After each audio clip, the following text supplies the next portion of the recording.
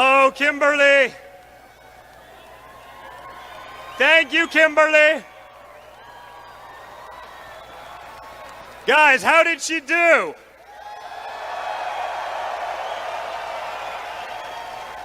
With her in charge of our finance program, I'm not worried. And when I look at this crowd, I'm definitely not worried, right?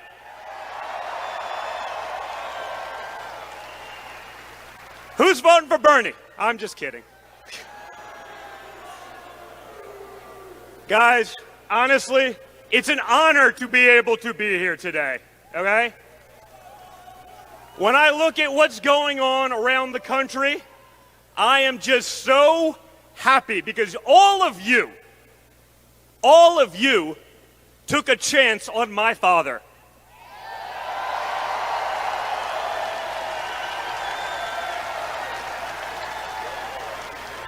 You know, in 2016, he was going around places like this, telling you all the things he was going to do. But you've heard that from politicians for decades, right? People who hadn't actually done anything other than be politicians. They tell you what they're going to do. They get elected. They do nothing. Oftentimes, they do worse than nothing because they have no business making these sorts of decisions for us. But Donald Trump was a little different, right?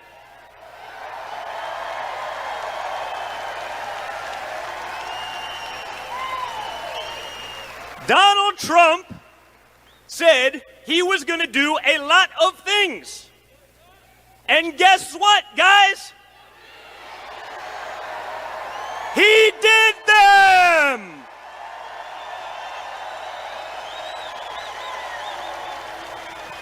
Promises made, promises kept.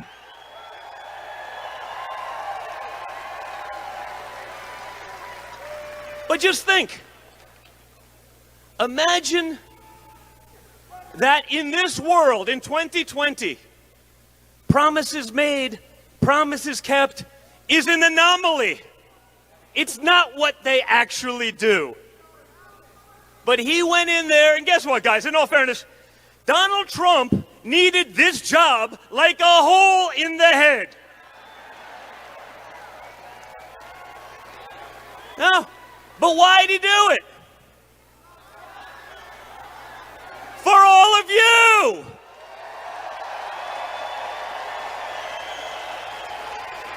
He wants you, your children, and your grandchildren to be able to live in a country that you guys recognize, and that's not where we're going. So, unlike the Biden, remember, because I say, where's Hunter? Where's Hunter?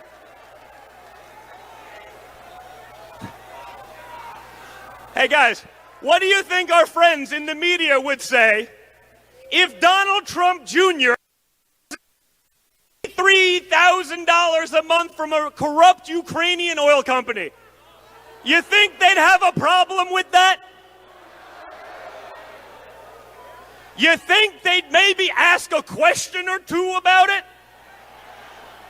No, I want that gig. In my next life, I want to come back as the son of a Democrat because you can do anything you want.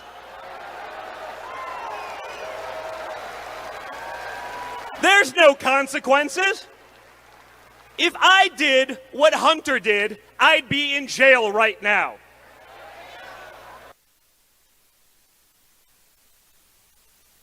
I did 30 hours of testimony in front of the United States House and the United States Senate. Now, it wasn't real testimony, but what it was is a perjury trap, right?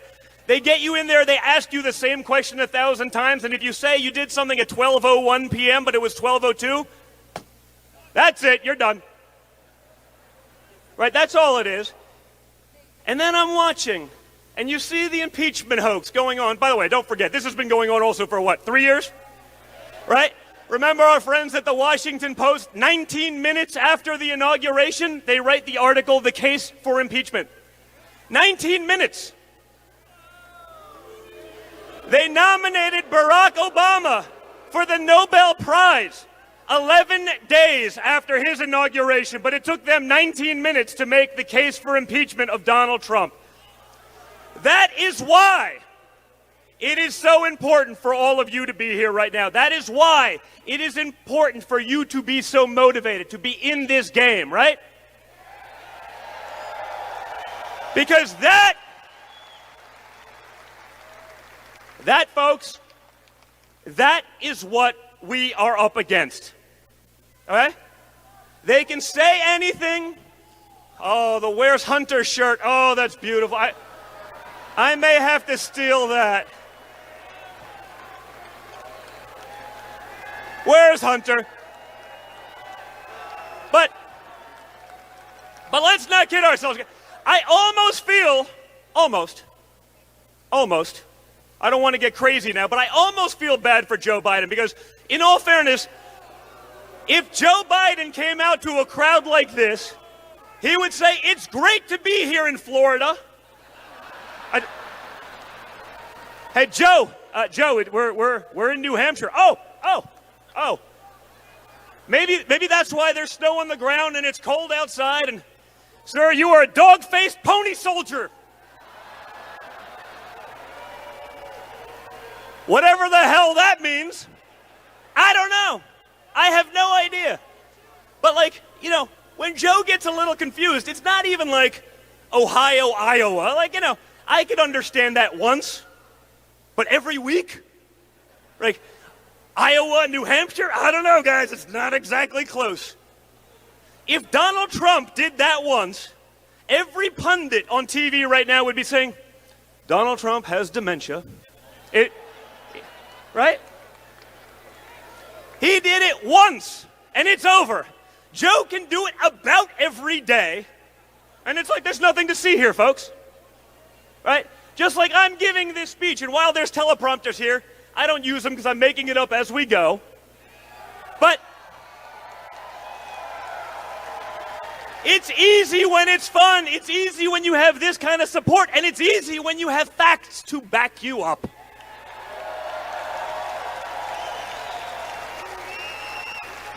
But I sort of want it to be Joe, right? Because I'm watching these videos of him, and he's speaking to a crowd of about 20. So if we took about one row deep and go about 10 feet wide, he's speaking to him, and they have him teleprompted. I go, all I want for Christmas is him one-on-one with Donald Trump for 6 months. That's all I want for Christmas, guys. Imagine that. Meaning, they can hide him right now in a field of 20 communists. I get it. You can't hide forever. You know, but then you have other brilliant people that you want to have the nuclear football, right? Let's take Elizabeth Warren, for example.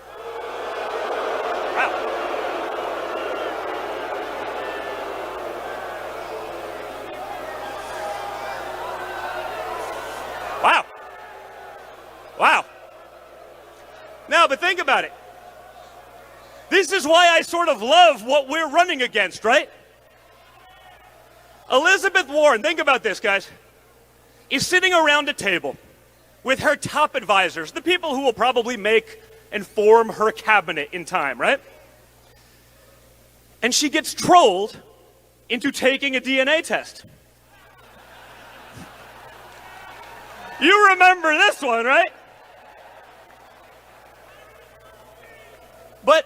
But more importantly than getting trolled into taking a DNA test, imagine being there and getting the result.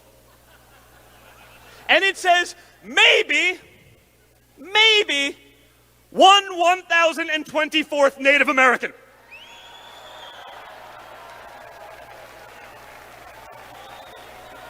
Because there's a young child in the audience right here. How old are you?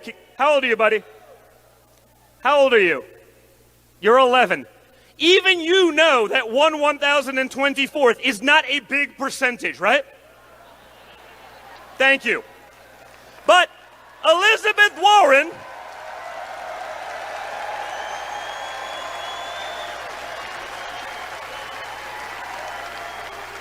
Elizabeth Warren and her top advisors got that number less than 1/10 of 1%. Now, she built her career, tenure, school jobs, probably Senate campaigns around being Native American. She now finds out she's less than 1/10 of 1% Native American. And they all sat around a table and looked at each other and say, this is a win. This is a win. We got him. We got Donald Trump. Imagine the total lack of judgment.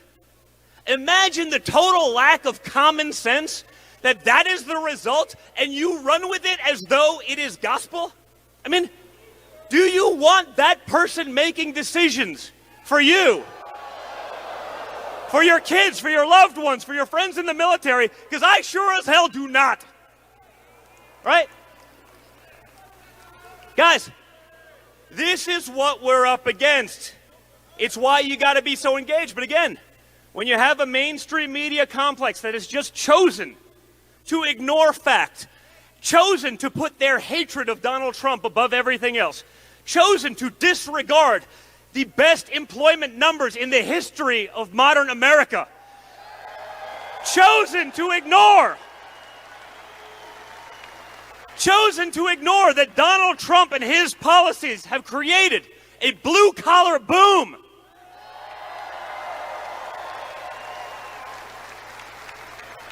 That can still do a lot. When they've chosen to be the marketing wing of the other side, don't underestimate what it can do. If you guys are here, you're into this, okay?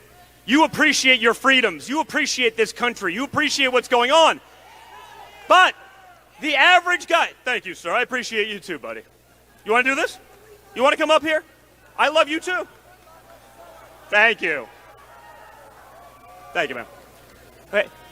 Don't underestimate what that can do. Some guy that's getting 5 minutes of news a day and it's 96% negative. Okay? That's hard to overcome, guys. If this was a normal battle, the game would be over by now. Okay?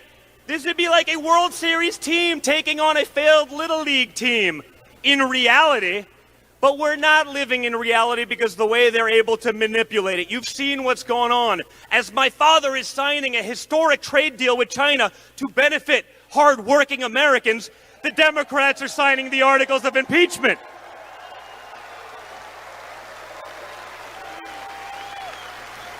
Now Nancy Pelosi can rip up all of my father's accomplishments. She can sit there and rip up your job numbers, your rising wages, but she can't rip up your spirit. She can't rip up your fight. And under my father, America will never be a socialist country.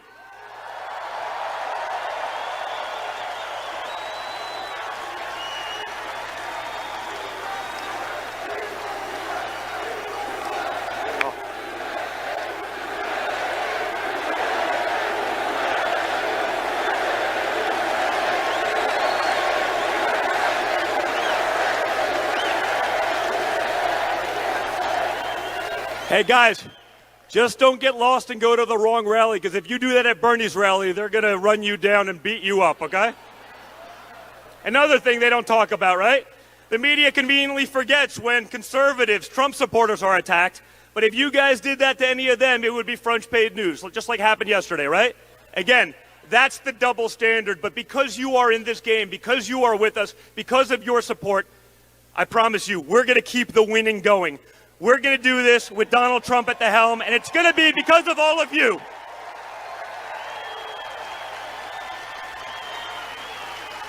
Now,